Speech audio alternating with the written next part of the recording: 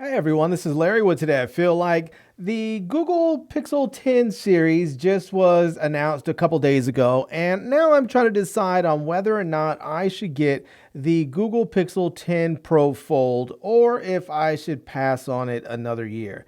I haven't actually had a Pixel phone since the Pixel 7 Pro, and I would really like to give them another shot, but there's a few issues, so let's jump into them and here we go.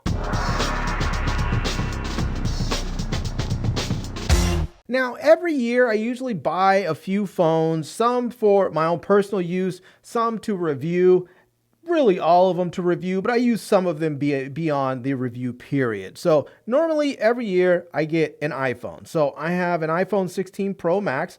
Last year was probably the first year, or the year before was the first year I didn't really upgrade year over year. I skipped the 15 Pro and I waited for the 16 Pro Max. This year, I am rocking a number of phones. Right now, I have the Z Fold 7. Before this, I was rocking the S25 Ultra. And before that, I was rocking the OnePlus 13.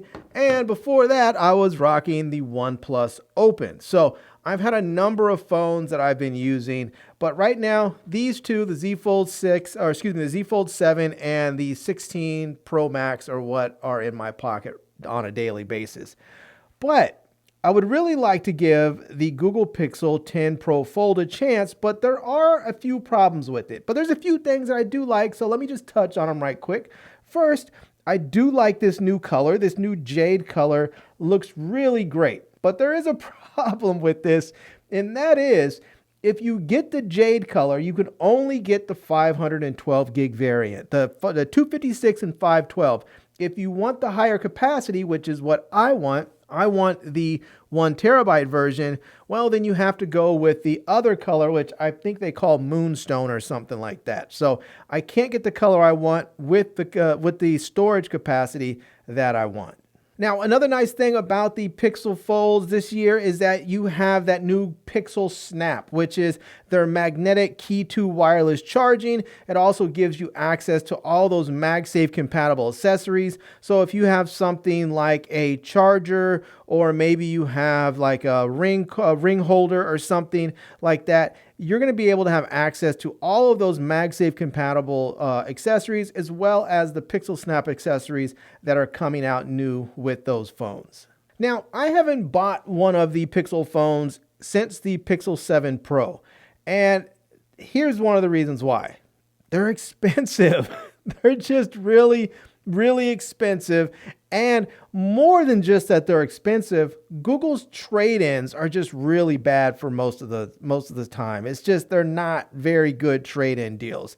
Now, I do have, where is it here, a Samsung Galaxy S25 Ultra. This thing with Google only trades for like $650. If I was to have traded this to get my Z Fold 7, Samsung would have given me $1,000. $1,000 for trade-in value on this. That is fantastic.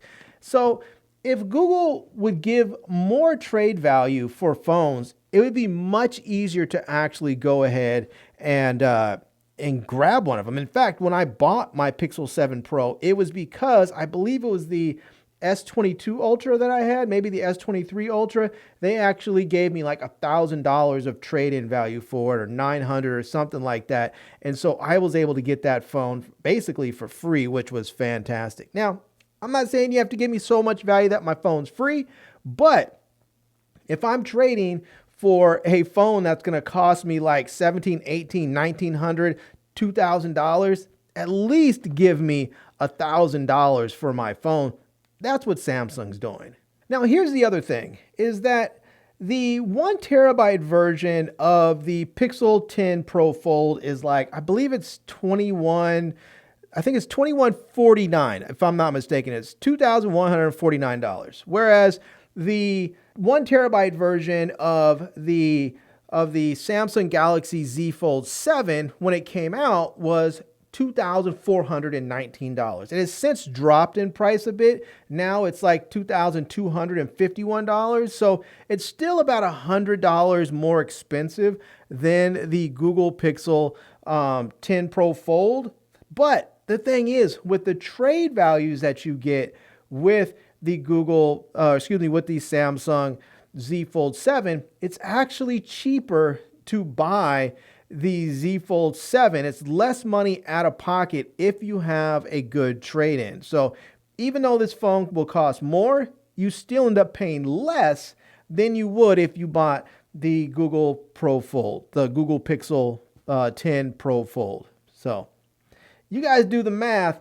Sometimes you just have to go where your pocketbook allows you to go. Now, the last thing I want to mention is the form factor, and not much really changed with the new Pixel Pro phone, or really any of the Pixel 10 line. It seems like they all pretty much look exactly the same. I don't think they changed much of the hardware outside of the actual processor inside. So I don't know if they changed the sensors at all for the cameras, but the cameras look pretty much the same. But they do have the new Tensor G5, which I believe is supposed to be, more efficient and faster and all that stuff. It's supposed to be much better for gaming, better for processing photos and video and AI and all that stuff. So that's fantastic. But as far as like the actual cameras and the look and feel of the phone, nothing has really changed. In fact, when you have a phone like the Z Fold 7 here, and this thing is crazy thin. It's amazing how thin this is and light. It really kind of makes the Pixel 10 Pro Fold look a little bit like a chunker because it is sort of thick in comparison and heavy in comparison. In fact, the phone this year, the Pro Fold this year weighs a gram heavier. It's actually 258 grams instead of 257 from last year. So you're getting a phone that's a little bit heavier than it previously was. And it's still, in comparison to the new phones this year, it's kind of thick and kind of heavy.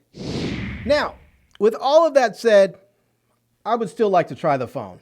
I just don't know if I can afford it. I really would like to. Google, if you happen to be out there watching, definitely hit me up. I want to try this phone out. I want to borrow one, review it, tell people what I think about it. I think that the Pixel Pro Fold may be actually, an absolute winner for me because for me, the thing that matters the most with phones are the cameras. And from everything that I have seen and heard about the Pixel phones, the cameras are absolutely amazing. Now, when I did have the Pixel 7 Pro, I really did enjoy the cameras. They looked absolutely amazing, but I ended up giving that phone to my brother or selling that phone to my brother because at the time they didn't have a pro mode on there, and I need a pro mode on my phones because when I shoot in situations like this with artificial lighting, I need to be able to control the exposure manually, and that was something that I couldn't do on that phone at the time. Now, I believe all the Pixel phones have a pro mode in their camera app so that you can actually control your exposure. So there you go. Anyways, I'm going to leave links to everything down below, and hopefully Google will reach out and I can hit, they can hit me up and I can try one of these phones and tell you guys what I think of it with a real hands-on experience. But if something changes, if some deal gets offered, you guys find some fantastic deal, hit me up in the comments section because I would really like to try out one of the new Google Pixel Pro Folds and see what I think about it. And I'm going to leave you links in case you guys want to try one out. So anyways, there you go. I'm Larry. I hope you guys enjoyed this video. If you did, please give it a big thumbs up and please subscribe to this channel and follow me on Instagram. And I am Larry with Today I Feel Like. Thanks for coming back to see me. Come back and see me soon. And until next time, love, peace, and hair grease. Peace.